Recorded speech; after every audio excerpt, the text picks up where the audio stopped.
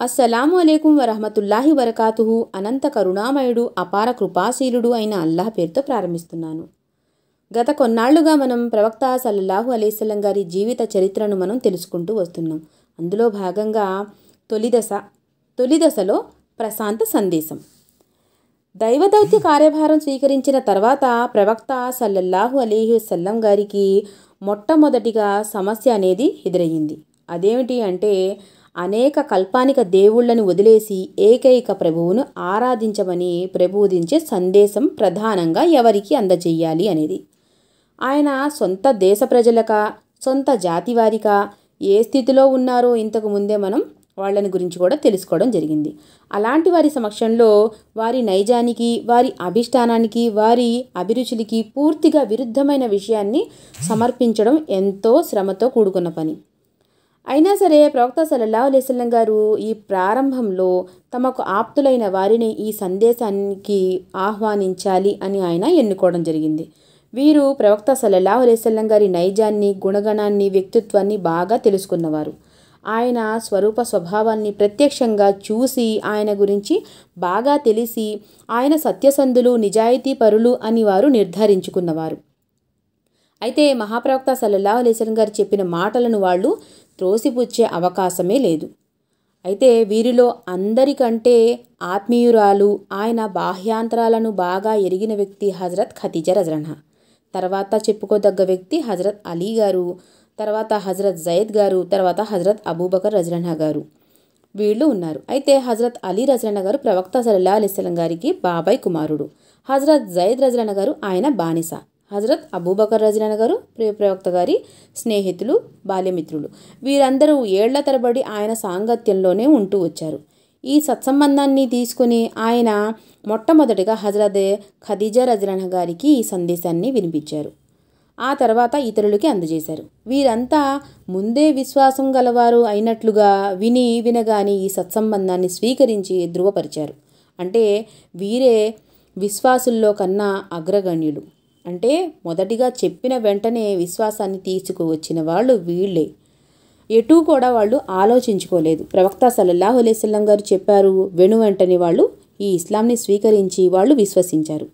ఆ తర్వాత హజరత్ అబూబకర్ ప్రోద్బలంతో ఉపదేశాల వల్ల, అంటే ఆయన ప్రోత్సాహం వల్ల ఇతరుల వరకు చేర్చిన వారు ఎవరు అంటే, ప్రవక్త సల్లల్లాహు అలైహి వసల్లం గారు అందజేసింది హజరత్ ఉస్మాన్ రజల్లాహు గారికి, హజరత్ జుబైర్ రజల్లాహు గారికి, హజరత్ అబూబకర్ బిన్ ఔఫ్ రజల్లాహు గారికి, హజరత్ సాద్ బిన్ అబీ వఖాస్ గారికి, హజరత్ తల్హా రజల్లాహు గారికి, వీళ్ళందరూ తర్వాత విశ్వాసం అనేది స్వీకరించారు. ఇలా ఇస్లాం సందేశం గుట్టుగా వ్యాప్తి చెందడం మొదలైంది. ముస్లింలు రోజు రోజుకు మరింత బలాన్ని పుంజుకోసాగారు. దాని తర్వాత దివ్య ఖురాన్ ప్రభావం. ఈ కాలంలో అవతరించిన ఖురాన్ భాగాలు సందేశపు తొలి దశకు అనువుగా చిన్న చిన్న వాక్యాలతో శ్రవణానందంగా ఉండేవి. ఉత్కృష్టమైన భాష, అమృతమయమైన వచనాలు, ప్రభావవంతమైన శైలి ఎంతో హృద్యంగా, మనోజ్ఞంగా ఉండేవి. మనుషుల్ని ఇట్టే ఆకట్టుకుంటూ ఉండేవి. వాటి సాహిత్య సరళి కూడా ఎంతో ఉత్తమంగా, ఉదాత్తంగా ఉండేది. వినేవారి మనసుల్ని ఆ వచనాల మాధుర్యం ఆక్రమించుకునేది. మాటలు బాణాల్లా దూసుకుపోయి ఆంతర్యాన్ని పెకిలించేవి. విన్నవాడు విన్నపళంగా ముగ్ధుడైపోయేవాడు. ఆ మాటల్ని మాటిమాటికి మననం చేస్తూ ఉండాలని అతని మనసు తహతహలాడుతూ ఉండేది. దాని తర్వాత విశ్వాసాల సంస్కరణ. ఆ కాలంలో అవతరించిన పవిత్ర గ్రంథంలోని సూరాలలో ఏకేశ్వరోపాసనను గురించి, పరలోక జీవితాన్ని గురించి యథార్థాలు వర్ణించబడ్డాయి. వీటిని గురించి సహేతుకమైన నిదర్శనాలు, తార్కాణాలు సమర్పించుకోవడం అనేది కూడా జరిగింది. వినేవారికి సమీపంలో గల వాతావరణంలోని విషయాలనే తార్కాణాలుగా, నిరూపణలుగా చూపించడం కూడా జరిగింది. వీటిని నిర్ధారణపరిచే విధానం కూడా ఎంతో సులభంగా ఉండేది.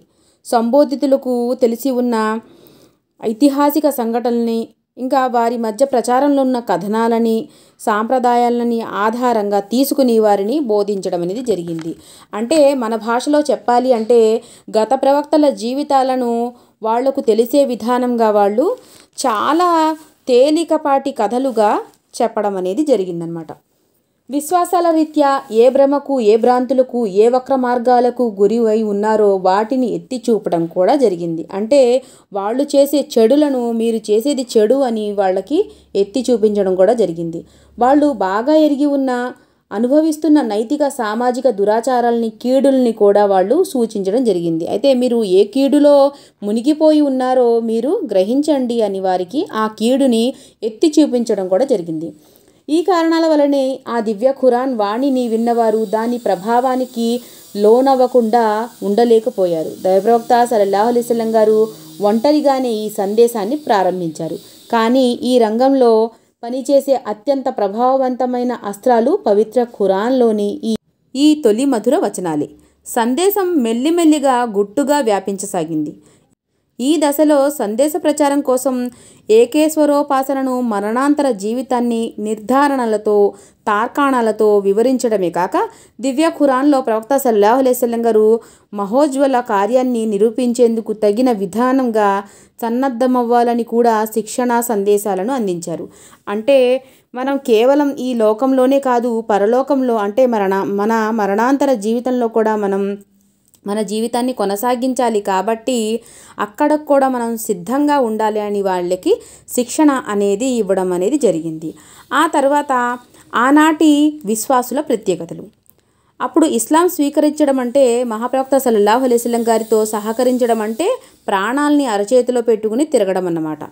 ఈ దశలో ఎవరైతే ముందంజ వేసి ఈ సందేశాన్ని స్వీకరించారో వాళ్లలో తప్పనిసరిగా కొన్ని విశేషమైన లక్షణాలు ఉన్నాయి.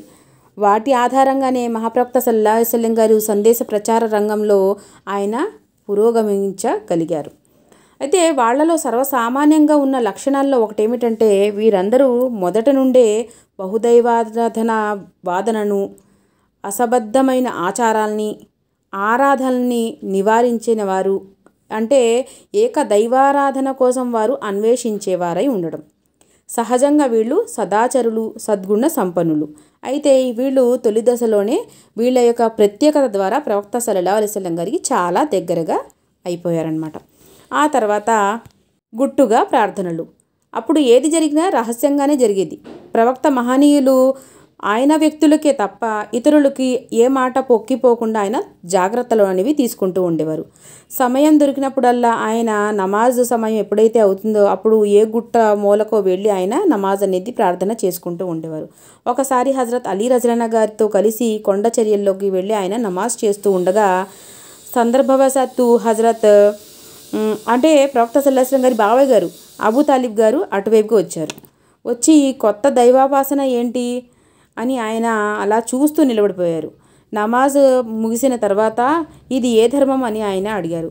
అయితే ఆయన మన తాతగారైన ఇబ్రాహీం వారి ధర్మం అని ప్రవక్త సల్లల్లాహు అలైహి వసల్లం గారు తెలియజేశారు. దానికి అబూ తాలిబ్ గారు నేనైతే దీన్ని స్వీకరించలేను, కానీ నీకు అనుమతినిస్తున్నాను. నిన్ను ఇతరులు ఎవ్వరూ ఎదురించలేరు, నేను నీకు హామీ ఇస్తున్నాను అని చెప్పారు. ఈ విధంగా 3 ఏళ్ల వరకు సందేశ ప్రచారం గోప్యంగానే జరుగుతూ వచ్చింది.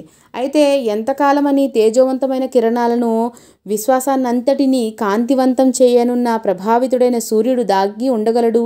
కాబట్టి కళ్ళను మిరుముట్లగొల్పే ఈ సందేశం అనేది మనకి 2వ దశలో మనకి కనిపించబోతుంది. ఇన్షా అల్లా మనం అక్కడ కలుద్దాం. అస్సలాము అలైకుం వరహమతుల్లాహి వబరకాతుహు.